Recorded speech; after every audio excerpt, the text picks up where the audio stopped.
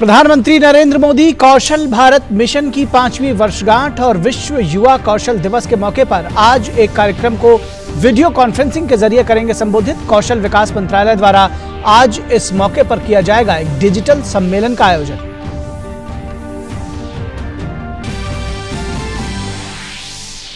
प्रधानमंत्री नरेंद्र मोदी आज यूरोपीय संघ के साथ वर्चुअल सम्मेलन को करेंगे संबोधित। सम्मेलन में व्यापार और निवेश पर रहेगा जोर। कोविड-19 के खिलाफ प्रयास और वैक्सीन के विकास पर भी होगी चर्चा।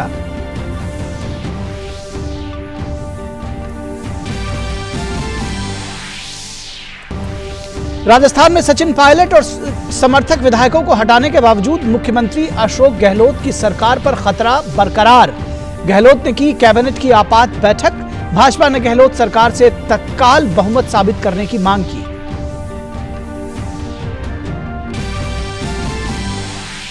मानव संसाधन विकास मंत्री ने देश में डिजिटल शिक्षा से जुड़े प्रज्ञता दिशा निर्देशों को किया जारी। कक्षा 1 से 12 तक के छात्रों के लिए रोजाना ऑनलाइन पढ़ाई की समय सीमा की गई तय। प्री प्राइमरी की कक्षाओं के लिए हर रोज अधिकतम 30 मिनट की समय सीमा। कक्षा 1 से 8 के विद्यार्थी हर रोज 30 से 45 मिनट की कर सकेंगे अधिकतम 2 ऑनलाइन क्लासेस। देश में कोरोना से रिकवरी रेट सक्रिय मामलों की तुलना में करीब दोगुनी। स्वास्थ्य मंत्रालय ने कहा, वैक्सीन को विकसित करने की प्रक्रिया में भारत की भूमिका अहम। राज्यों को टेस्ट बढ़ाने की दी गई सलाह। बिहार में कल से 31 जुलाई तक पूर्ण लॉकडाउन लागू। बेंगलुरु में भी 22 जुलाई तक लागू है लॉकडाउन। अमेरिकी राष्ट्रपति ने हांगकांग के तरजीही व्यापार दर्जे को खत्म करते हुए हांगकांग स्वायत्त कानून पर किए दस्तखत। चीन को कोरोना संक्रमण के फैलाव के लिए जिम्मेदार ठहराते हुए विश्व स्वास्थ्य संगठन को बताया चीन की कठपुतली। विदेशी छात्रों के लिए वीजा संबंधित विवादित निर्देशों को भी ट्रंप प्रशासन ने लिया वापस। मैं हूं निखिल सिंह और आइए देखते हैं खबरों को अब विस्तार से। प्रधानमंत्री नरेंद्र मोदी आज विश्व युवा कौशल दिवस और स्किल इंडिया मिशन की शुरुआत की 5वीं वर्षगांठ के अवसर पर आज एक वीडियो कॉन्फ्रेंसिंग के जरिए कार्यक्रम को संबोधित करेंगे। इस अवसर पर कौशल विकास और उद्यमिता मंत्रालय द्वारा एक डिजिटल कॉन्क्लेव का आयोजन किया जा रहा है। स्किल इंडिया मिशन भारत सरकार की एक पहल है जो देश के युवाओं को स्किल सेट के साथ सशक्त बनाने के लिए शुरू की गई है, जो उन्हें अपने काम के माहौल में अधिक रोजगारपरक और अधिक उत्पादक बनाते हैं। स्किल इंडिया कई क्षेत्रों में पाठ्यक्रम भी प्रदान करता है जो नेशनल स्किल क्वालिफिकेशन फ्रेमवर्क के तहत उद्योग और सरकार दोनों द्वारा मान्यता प्राप्त मानकों से जुड़े होते हैं। ये विशेष पाठ्यक्रम एक व्यक्ति को काम के व्यावहारिक वितरण पर ध्यान केंद्रित करने में मदद करता है, साथ ही उसे तकनीकी विशेषज्ञता बढ़ाने में भी मदद करता है ताकि वो अपनी नौकरी के पहले दिन के लिए ही तैयार हो जाए और कंपनियों को उसे अपनी नौकरी प्रोफाइल के लिए प्रशिक्षण में निवेश नहीं करना पड़े। भारत और यूरोपीय यूनियन के बीच 15वां शिखर सम्मेलन आज से शुरू होगा। इसमें कई अहम मुद्दों पर चर्चा होगी। प्रधानमंत्री नरेंद्र मोदी इस सम्मेलन में वर्चुअल तरीके से शिरकत करेंगे। सम्मेलन में व्यापार और निवेश पर खासा जोर रहेगा। इसके अलावा कोविड-19 के खिलाफ प्रयासों और वैक्सीन के विकास पर भी चर्चा हो सकती है। सम्मेलन में क्षेत्रीय और वैश्विक मुद्दों पर भी चर्चा होने की उम्मीद है।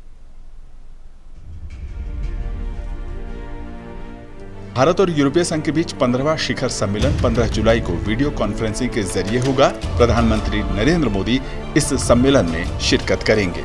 ये शिखर सम्मेलन ईयू भारत रणनीतिक और व्यापार साझेदारी को मजबूत बनाने का एक अहम अवसर है। यूरोपीय संघ भारत का सबसे बड़ा व्यापारिक साझेदार है, तो वहीं भारत ईयू का 9वां सबसे बड़ा साझेदार है। वस्तु और सेवा का द्विपक्षीय व्यापार का ताजा आंकड़ा $150 बिलियन का है। दोनों पक्ष एक व्यापक और परस्पर हित वाले मुक्त व्यापार समझौते पर फिर से बातचीत करने के लिए इच्छुक हैं। अमेरिका के बाद यूरोपीय संघ दूसरा ऐसा स्थान है जहां भारत सबसे अधिक निर्यात करता है। भारत के विदेशी निवेश में पिछले एक दशक में ईयू की भागीदारी 2 गुना से अधिक हुई है। ये आंकड़ा 8 से बढ़कर 18% तक पहुंच गया है। भारत के शेयर बाजार में ईयू का विदेशी निवेश काफी बढ़िया है। भारत में करीब 6000 यूरोपीय कंपनियां मौजूद हैं जो प्रत्यक्ष तौर पर करीब 1.7 मिलियन जबकि अप्रत्यक्ष रूप से 5 मिलियन लोगों को रोजगार मुहैया करा रही हैं। भारतीय कंपनियों ने यूरोप में वर्ष 2000 से 50 बिलियन से अधिक का निवेश किया है। ये व्यापार ऐसे समय में हो रहा है जब पूरी दुनिया कोविड-19 महामारी से जूझ रही है। ये शिखर सम्मेलन हेल्थ केयर, दवाइयों के उत्पादन, वैक्सीन और दूसरे अनुभवों को सजग करने का बेहतरीन अवसर है। उम्मीद की जा रही है कि साझा वैश्विक हितों के लिए कोविड के वैक्सीन के लिए आह्वान पर भी जोर होगा। सम्मेलन में क्षेत्रीय और वैश्विक मुद्दों पर चर्चा होने की उम्मीद है। संभावना व्यक्त की जा रही है कि सम्मेलन में भाग लेने वाले नेता संयुक्त राष्ट्र संघ, विश्व व्यापार संगठन में बहुपक्षवाद और नियम आधारित बहुपक्षीय प्रणाली का कारगर प्रोत्साहन के लिए अपनी प्रतिबद्धता व्यक्त कर सकते हैं। सम्मेलन में EU और भारत के पड़ोसियों के साथ उत्पन्न तनाव की स्थिति पर चर्चा की उम्मीद है। सूत्रों के मुताबिक चीन के साथ LOC पर चल रहे तनाव, पाकिस्तान की धरती से आतंकवाद का दंश, अफगानिस्तान में शांति बहाली जैसे अहम मुद्दों पर भी शिखर सम्मेलन में चर्चा हो सकती है। वहीं डेटा सुरक्षा, 5G, आर्टिफिशियल इंटेलिजेंस जैसे मुद्दों पर भी बातचीत की संभावना है। दोनों पक्षों की ओर से भविष्य के लिए रोड मैप 2025 का एक दस्तावेज भी अपनाया जाएगा। दस्तावेज अगले 5 साल तक भारत और EU के सहयोग को मार्गदर्शन करेगा। और बढ़ते हैं आगे अगली खबर की तरफ। अगली खबर हमारी राजस्थान की सियासत से जुड़ी है, जहां लगातार उथल पुथल मची हुई है। राजस्थान में कांग्रेस में पड़ी फूट के बाद राज्य में सियासी तस्वीर तेजी से बदल रही है।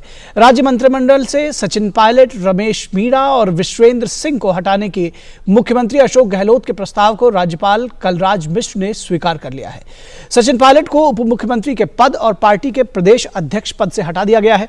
पार्टी ने प्रदेश अध्यक्ष के रूप में सरकार में शिक्षा मंत्री गोविंद सिंह डोटासरा को चुना है, तो वहीं राजस्थान युवा कांग्रेस के अध्यक्ष पद से मुकेश भाकर को हटा दिया गया है। इसके अलावा पायलट के और भी कई करीबी लोगों पर गाज गिरी है। विश्वेंद्र सिंह को पर्यटन मंत्री और रमेश मीणा को खाद्य और सार्वजनिक वितरण मंत्री के पद से हटा दिया गया है। अशोक गहलोत ने भी 109 विधायकों का समर्थन हासिल होने का दावा किया है, जिसके बाद कांग्रेस के बागी विधायकों ने गहलोत का विधानसभा के अंदर शक्ति परीक्षण करने की चुनौती दी है। उधर बीजेपी ने राज्य सरकार से तत्काल बहुमत साबित करने की मांग की है।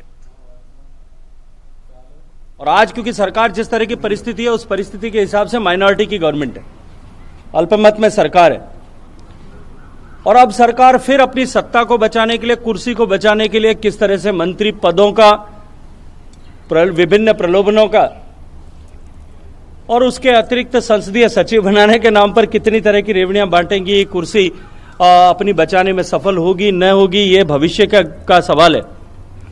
लेकिन एक बात तय है कि इसकी कीमत यदि किसी को चुकानी पड़ेगी तो वो राजस्थान की जनता को चुकानी पड़ेगी। और मैं राजस्थान की जनता के माध्यम से, जनता की तरफ से, आप लोगों के माध्यम से कहना चाहता हूं कि ये राजस्थान की राजनीति में, राजस्थान के लोकतांत्रिक इतिहास में एक काले जो है अक्षरों से अंकित राजस्थान के इतिहास में किया जाएगा।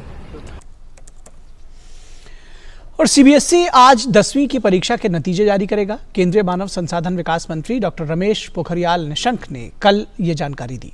सीबीएसई 10वीं का रिजल्ट बोर्ड की आधिकारिक वेबसाइट cbseresults.nic.in और cbse.nic.in पर जारी करेगा। स्कूलों को पूरा रिजल्ट उनके ईमेल आईडी पर मिल जाएगा। सीबीएसई अपने सभी रजिस्टर किए हुए छात्रों को उनके मोबाइल पर नतीजे भेजेगा। इसके अलावा 7738299899 पर भी SMS करके रिजल्ट पता किए जा सकते हैं। इसके अलावा 7738299899 पर SMS भेजना होगा। स्टूडेंट्स इलेक्ट्रॉनिक और IT मंत्रालय के ऐप उमंग पर भी नतीजे के लिए जा सकते हैं। इस बार 10वीं की बोर्ड परीक्षा में 18 लाख से ज्यादा बच्चों ने भाग लिया था।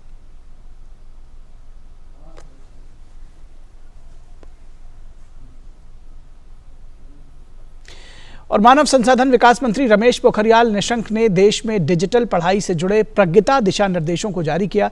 इन दिशा निर्देशों के तहत कक्षा 1 से 12 तक के छात्रों के लिए प्रतिदिन ऑनलाइन पढ़ाई की समय सीमा तय की गई है।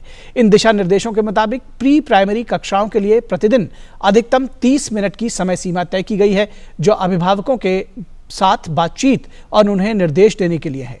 कक्षा 1 से 8 के विद्यार्थी हर रोज 30 से 50 मिनट के अधिकतम 2 ऑनलाइन सत्र में ही शामिल हो सकते हैं, जबकि कक्षा 9 से 12 तक के विद्यार्थी 30 से 45 मिनट के अधिकतम 4 ऑनलाइन सत्र में पढ़ाई कर सकते हैं। ऑनलाइन पढ़ाई के दिन राज्य अपने हिसाब से तय कर सकते हैं। प्रज्ञता दिशा निर्देशों को छात्रों के दृष्टिकोण से तैयार किया गया है, जिसका मकसद घर से पढ़ाई कर रहे छात्रों को बेहतर ऑनलाइन और डिजिटल शिक्षा मुहैया कराना है। ये दिशा निर्देश छात्रों के साथ साथ शिक्षकों, स्कूल प्रमुखों, शिक्षक, प्रशिक्षकों और अभिभावकों के लिए काफी उपयोगी साबित होंगे।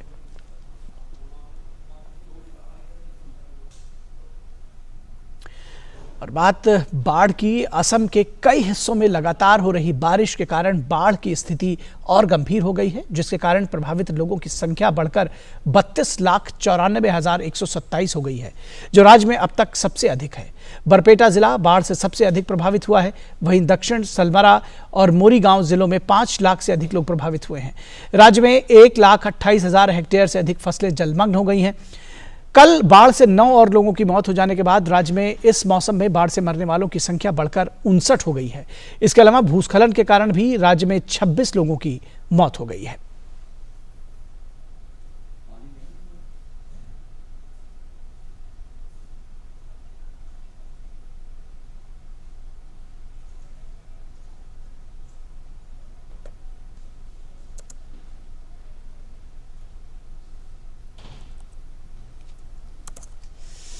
और वहीं अगर बिहार की बात करें तो बिहार में कई नदियों का जलस्तर लगातार बढ़ने से बाढ़ की स्थिति गंभीर बनी हुई है। पिछले 24 घंटों के दौरान राज्य के कई हिस्सों में बारिश हुई है। कोसी, बागमती, कमला बलान समेत कई नदियां खतरे के निशान से ऊपर बह रही हैं। पटना में गंगा नदी का जलस्तर स्थिर है, लेकिन नदी चेतावनी बिंदु के निकट पहुंच गई है। पश्चिमी चंपारण के वाल्मीकि नगर सहित अनेक इलाकों में बाढ़ का पानी घुस गया है। शिवहर जिले में भी एक रिंग बांध टूट जाने से कई गांवों में बाढ़ का पानी घुस गया है। सीतामढ़ी, समस्तीपुर और दक्षिण पश्चिम के कई इलाकों में निचली आबादी को नुकसान पहुंचा है और सैकड़ों एकड़ खड़ी फसल जलमग्न हो गई है।